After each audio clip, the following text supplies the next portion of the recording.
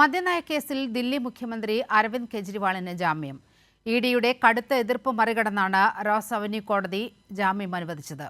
ജാമ്യത്തുകയായി 1 ലക്ഷം രൂപ കെട്ടിവെക്കണം. നടപടികൾ പൂർത്തിയാക്കി നാളെ കെജ്രിവാളിന് പുറത്തിറങ്ങാം.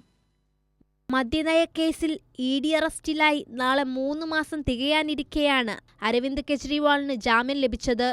ഇഡിയുടെ വാദങ്ങൾ തള്ളിയ റോസ് അവന്യൂ കോടതി അവധിക്കാല ജഡ്ജി ന്യായ് ബിന്ദുവാണ് ജാമ്യം അനുവദിച്ചത്. ജാമ്യ ഉത്തരവ് 48 മണിക്കൂർ നേരത്തേക്ക് സ്റ്റേ ചെയ്യണമെന്ന് ഇഡി കോടതിയോട് ആവശ്യപ്പെട്ടുവെങ്കിലും കോടതി അംഗീകരിച്ചില്ല.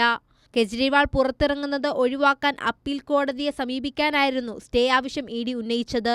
കെജ്രിവാൾ മദ്യനയവുമായി ബന്ധപ്പെട്ട് 100 കോടി രൂപ കൈക്കൂലി ആവശ്യപ്പെട്ടതിന് തെളിവുണ്ടെന്നായിരുന്നു ഇഡിയുടെ വാദം. ആം ആദ്മി പാർട്ടിക്ക് ലഭിച്ച കോഴപ്പണത്തിന്റെ ഉത്തരവാദിത്തം പാർട്ടി അധ്യക്ഷനെന്ന നിലയിൽ കെജ്രിവാളിന് തന്നെയാണെന്ന് ജാമ്യാപേക്ഷയെ എതിർത്ത് ഇഡിക്കു വേണ്ടി ഹാജരായ additional solicitor general SV Raju കോടതിയിൽ വാദിച്ചു.